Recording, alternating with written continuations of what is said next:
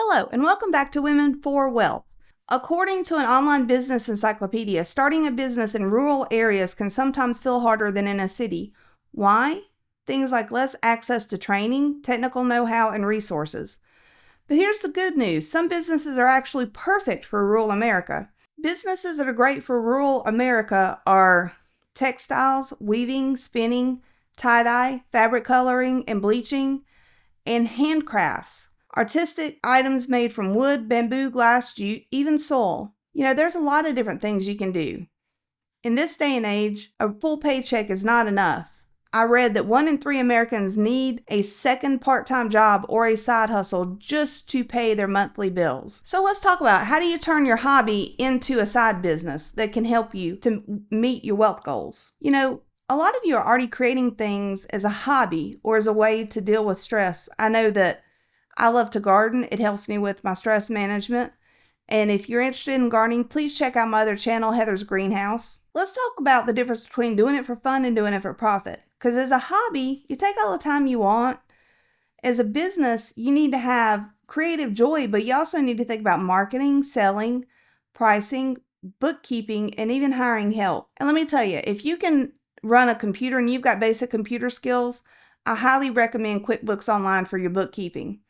It is pretty user-friendly and intuitive, and that's what I use. I did it myself for several years. I do have an accountant that helps maintain my QuickBooks account at this point just because we've gotten to the point that I need help, but I did it myself for the first several years. So let's talk about some do's and don'ts of turning a hobby into a business. The first, just do it. Nike used to say, just do it. Don't wait forever planning on every little detail. Start small, take a step every day, and progress will build momentum. Second of all, do your homework. Learn how to price, manage time, and ask questions. Talk to others who have done this. So I highly recommend the SBA Women's Business Centers. I went to one of these before I opened my company. They do a great job. There's also the SCORE Mentor Program, SCORE. You need to know your strengths and weaknesses. Outsource things that'll cost you more in time than in money.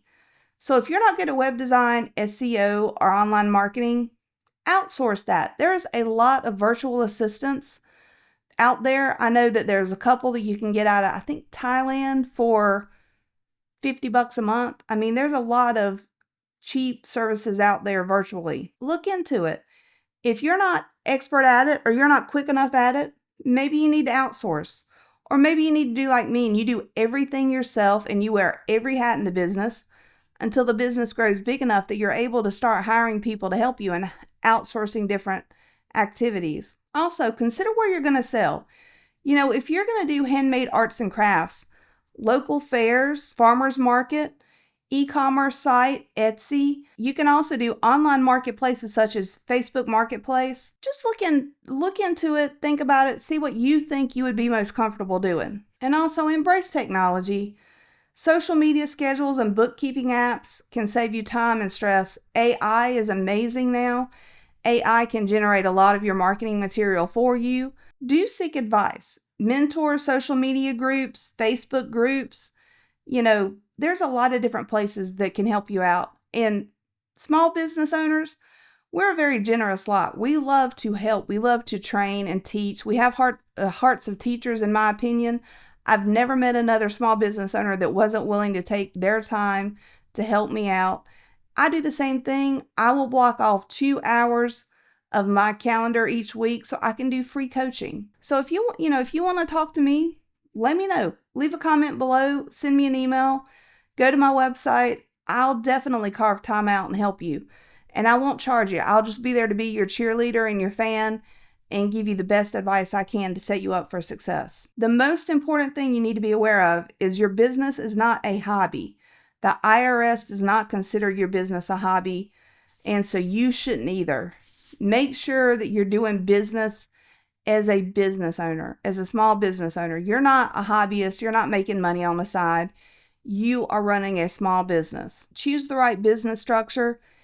Even if you feel like, I'm just selling crafts, I'm only going to sell a couple, you still need to set it up correctly and pick the right legal entity. You can Google it. You can look at different options. You can talk to, there are lawyers and CFOs that can help you out. Again, SCORE, the Women's Business Center. There's a lot of people that will help you figure out the structure. I personally incorporated as an LLC, and then I did a S Corp election for tax purposes. So that's how I'm set up. That might not be the best entity structure for you. So do your research, look into it, ask for help, get some advice and guidance. At the end of the day, remember this. Turning your craft into a business is completely possible, but you have to shift your mindset.